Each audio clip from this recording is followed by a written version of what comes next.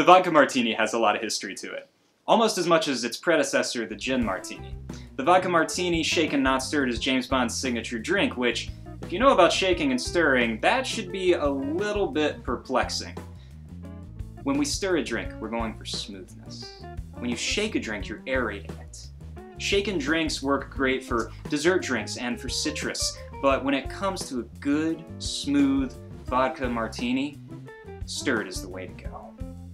So what we're going to use once again our 3 Howls vodka, and I'm going to do about 2.5 ounces of this. Now, there are a lot of legends about the use of vermouth in the vodka martini. In fact, over the years, the amount of vermouth in the dry martini has decreased and decreased and decreased. In fact, I even found an old recipe that called for pouring out 1/8 of an ounce of vermouth, setting it on the radiator across the room, and then serving a glass of vodka. Still, if we're going to be purists about this, we need to put in about 0.5 ounces of an extra dry white vermouth. But it's important to know your audience, and so I'm only going to put in about 1/3 of an ounce because I'm making this for my friend Bethany, and she's not a huge vermouth person.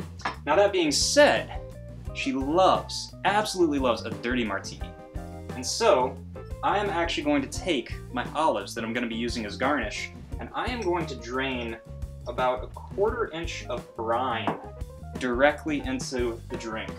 This is what's known as a dirty martini. You can actually go beyond that. If you have a 1/2 ounce, it's called a filthy martini, and if you have a whole ounce, it's just not drinkable at that point. So we're going to stir this up.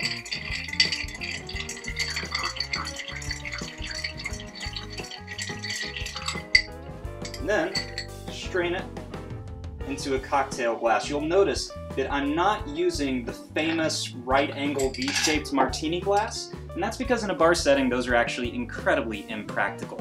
I'm using what's called a coupe glass, which is just a standard cupped glass. You see, the martini glass is very prone to tipping over. The aromas are going to be going all over the place in strange ways. The coupe is actually infinitely more practical. We want all of the aromas of this drink going straight up into someone's nose, so we're using a coupe glass. And lastly, it wouldn't be dry martini without a couple of olives.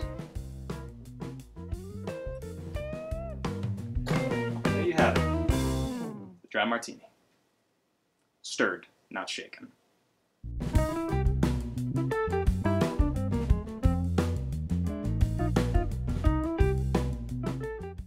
Your drink. Vodka martini, shaken, not stirred.